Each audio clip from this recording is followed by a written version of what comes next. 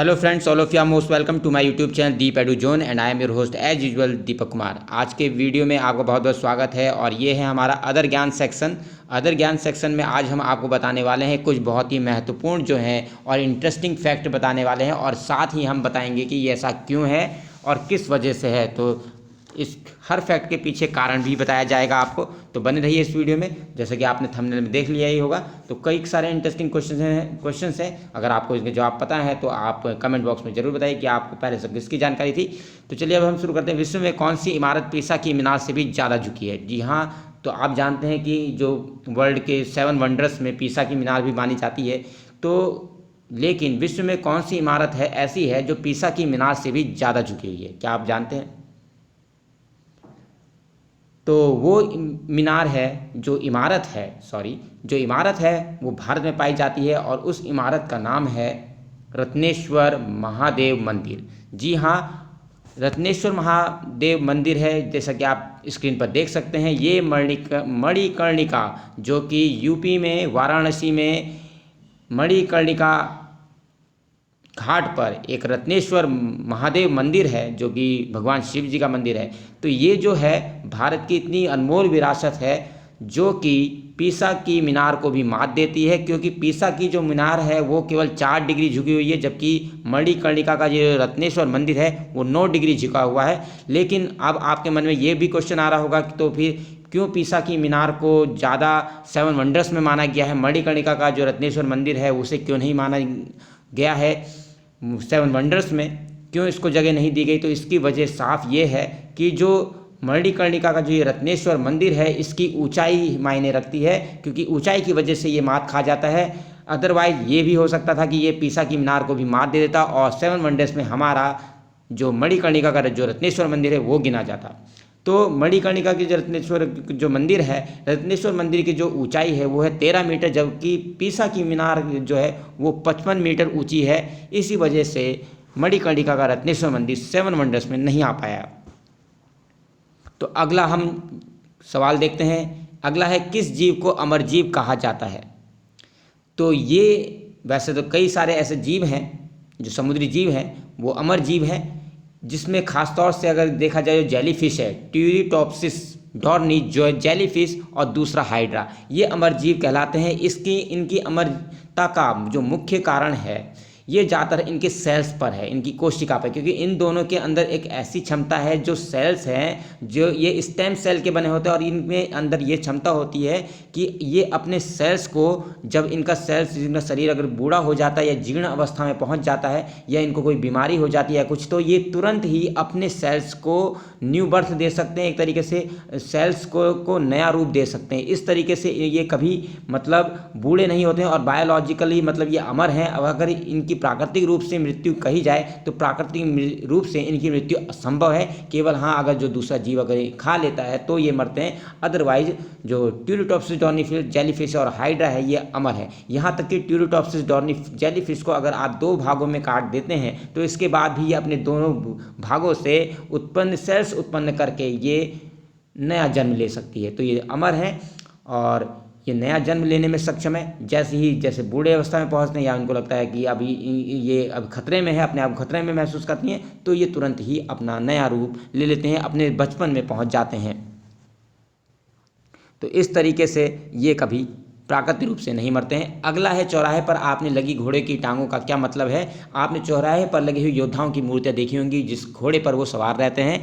अब वो जिन घोड़े पर सवार रहते हैं इनका क्या क्या मतलब होता है, अगर आपने गौर किया हो तो एक एक करके शुरू करते हैं। सबसे पहले जैसा कि आप पिक्चर में देख रहे हैं, यहाँ पर एक योद्धा एक घोड़े पर सवार है और उसकी एक टांग ऊपर को उठी है।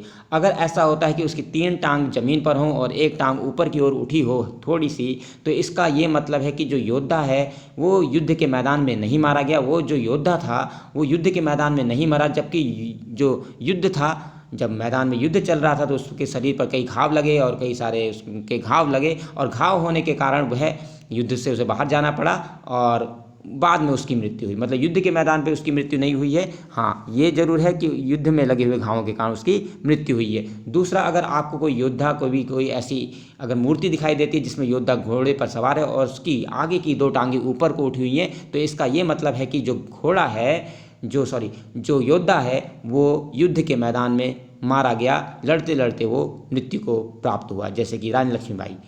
ओके, तो अगला जो आप देख रहे हैं चित्र, इसमें घोड़े की जो चारों टांगें हैं वो ज़मीन पर है। अगर आप देखते हैं कि घोड़े की जो चारों टांगें हैं ज़मीन पर है, इसका मतलब है कि योद्धा का युद्ध से कोई मतलब लेना देना नहीं है, वो किसी युद्ध में लड़ते हुए नहीं मारा गया, बल्कि वह अपनी प्राकृतिक मृत्यु मरा। ओके, तो इस तरीके से आप ये समझ सकते हैं। अगला जो प्रश्न है वो है, प्रशांत महासागर आपस में मिलते तो हैं लेकिन कभी मिक्स नहीं होते हैं, क्यों?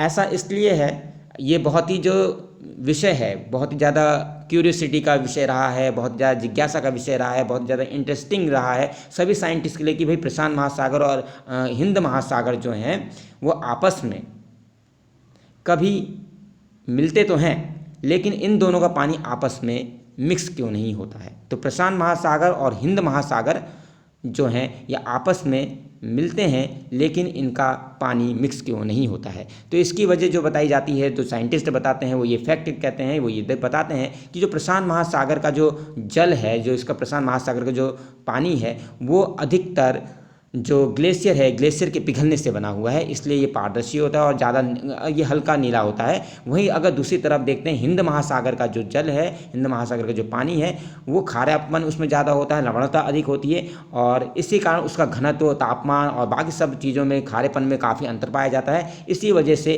प्रशांत महासागर और हिंद महासागर का पानी आपस में मिक्स नहीं होता है। तो प्रशांत महासागर और हिंद महासागर का पानी आपस में मिक्स क्यों नहीं होता, ये हमने आपको बता दिया। अगला जो है, रोटी क्यों फूलती है? तो रोटी को फूलते हुए तो आप सभी ने देखा होगा, लेकिन क्या आप जानते हैं कि रोटी क्यों फूलती है? रोटी फूलने का जो मुख्य कारण है वो है कार्बन डाइऑक्साइड गैस, लेकिन इसकी जो मेन फैक्ट है वो छिपा हुआ है, जो गेहूं का आटा जो होता है उसमें जो प्रोटीन पाया जाता है उसमें छिपा हुआ है। क्योंकि जब हम गेहूं के आटे को पानी मिलाकर अगर गूंथते हैं तो उससे क्या होता है, जो ग्लूटेन होता है, जो एक प्रोटीन की जो परत होती है, वो आटे में चारों तरफ बन जाती है, जिसे ग्लूटेन या लासा कहा जाता है। और ग्लूटेन और लासा में कार्बन डाइऑक्साइड को सोखने की क्षमता होती है, इसीलिए रोटी फूलती है। तो ये सारे महत्वपूर्ण फैक्ट थे। एक और फैक्ट है, मुर्गा सुबह बांग क्यों देता है? तो मुर्गा सुबह बांग क्यों देता है, ये बहुत ही इंटरेस्टिंग फैक्ट है और इसकी जो वजह है वो है उसकी बायोलॉजिकल क्लॉक। अब आप जानते होंगे कि बायोलॉजिकल क्लॉक हम सब में होती है, जैसे मनुष्य में बायोलॉजिकल क्लॉक होती है। अगर आपकी 4 बजे उठने की आदत है, ठीक है, अगर आपने एक दिन अगर आपने सोचा, जैसे कि आपको अगले दिन 4 बजे उठना है, तो आपने अपने माइंड में सेट किया कि मुझे 4 बजे उठना है, घड़ी की तरफ देखा और आप जब सोते हो आपने सेट कर लिया है, तो अगले दिन आप देखते हैं कि आप 4 बजे उठ जाते हैं। ऐसा ही अगर आप 2 या 3 बार करते हैं तो उसके बाद आपका जो शरीर है वो अपने आप आदी हो जाता है और वो आपकी जो नींद है वो अपने आप सुबह 4 बजे खुल जाती है। इसी तरीके से जो मुर्गा है उसमें भी इसी तरह से बॉडी क्लॉक सिस्टम होता है और इनमें एक, जैसा कि आप जानते हैं कि जो जानवरों में एक अनोखी क्षमता होती है, वो किसी भी प्राकृतिक जो बदलाव है, फेरबदल को बहुत जल्दी मनुष्य से तेज़ी से वो अनुभव कर लेते हैं।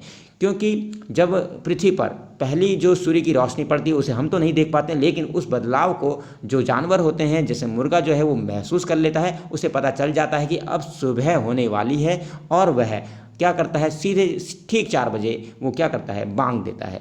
इसका ये रीज़न है। अगर आपको ये सारे फैक्ट पसंद आए तो लाइक कीजिए, शेयर कीजिए और सब्सक्राइब कीजिए। Thank you very much.